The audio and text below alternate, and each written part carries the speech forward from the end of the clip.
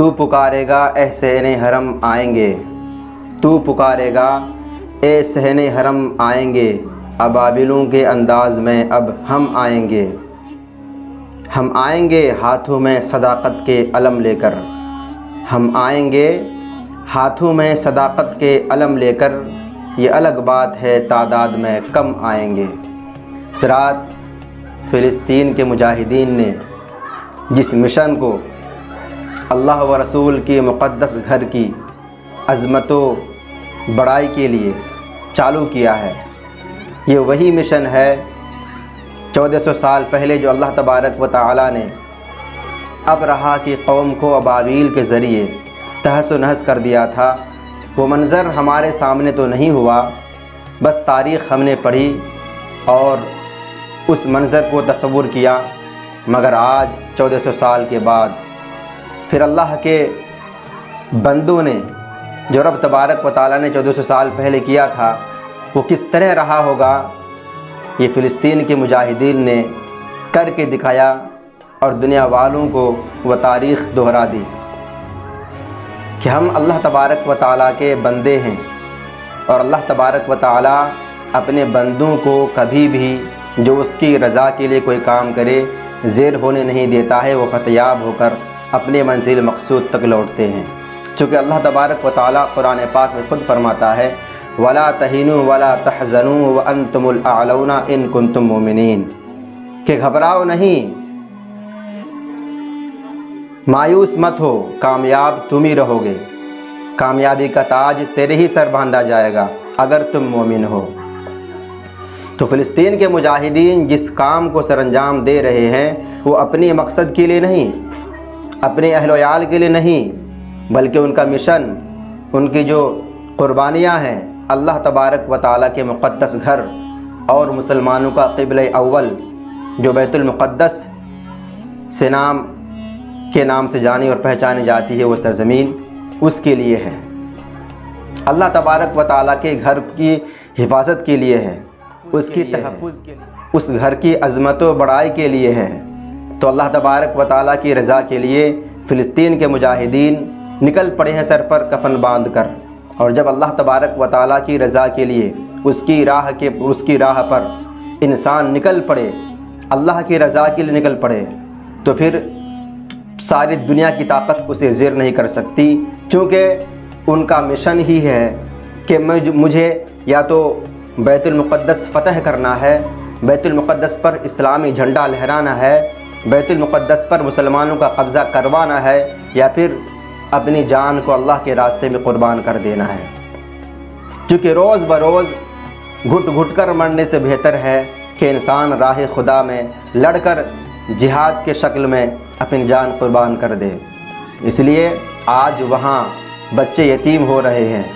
عورتیں بیوہ ہو رہی ہیں، مائیں تڑپ تڑپ کر جو ہے آؤ ہوا کر رہی ہیں، مگر اولاد ہیں، مگر مجاہدین ہیں جو رکنے کا نام نہیں لے رہے، جو جھکنے کا نام لے رہے، چونکہ ان کا مشن اپنے لیے نہیں ہے، وہ اللہ تبارک و تعالیٰ کے مقدس گھر کے لیے ہے۔ اور یہ کیوں نہ ہو، ایک مسلمان کی شان وہی ہوتی ہے جو اپنے اللہ کے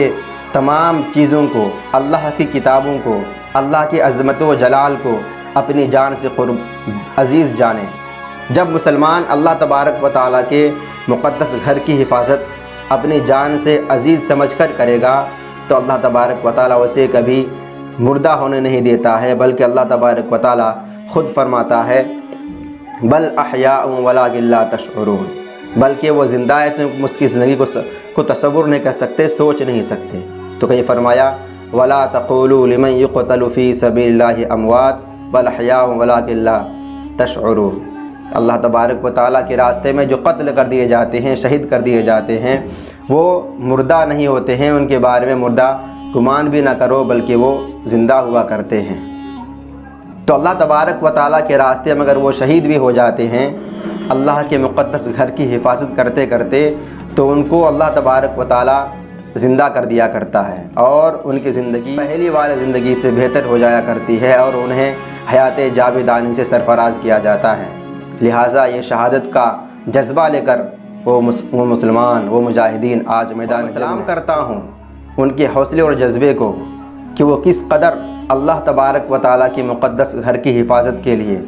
اپنی جان کو نہ پرواہ کرتے ہوئے، اپنی اولاد کی پرواہ نہ کرتے ہوئے، اپنے اہل عیال کی پرواہ نہ کرتے ہوئے کود پڑے ہیں،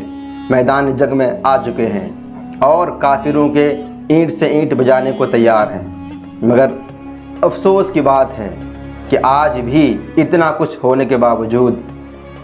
ساری دنیا کے مسلمان چپی دے کر بیٹھے ہوئے ہیں اور صرف ننگا ناچ دیکھ رہے ہیں۔ ارے اللہ کے بندو، اللہ سے ڈرو، کل تجھ سے پوچھا جائے گا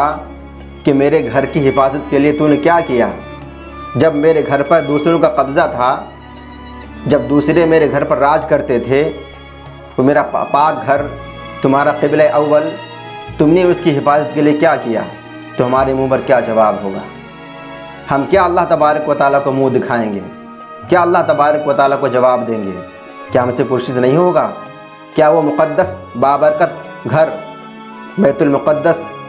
کی حفاظت صرف فلسطین کے مسلمانوں کے لیے ہے؟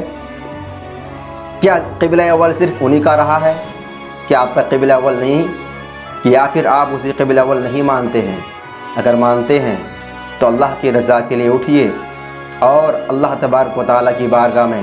ان مجاہدین کے لیے دعا کریے کہ اللہ تبارک و تعالیٰ انہیں فتح یاب ہو کر اپنے گھر واپس لوٹائے، انہیں منزل مقصود تک اللہ تبارک و تعالیٰ پہنچا دے۔ جو 70 سالوں سے ہو رہا ہے اس پر کسی کی چپی نہیں ٹوٹی،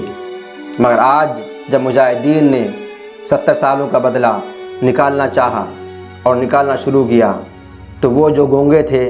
آج وہ بھی بھونک رہے ہیں۔ وہ جنہیں اپنے سرزمین کا حال نہیں پتہ،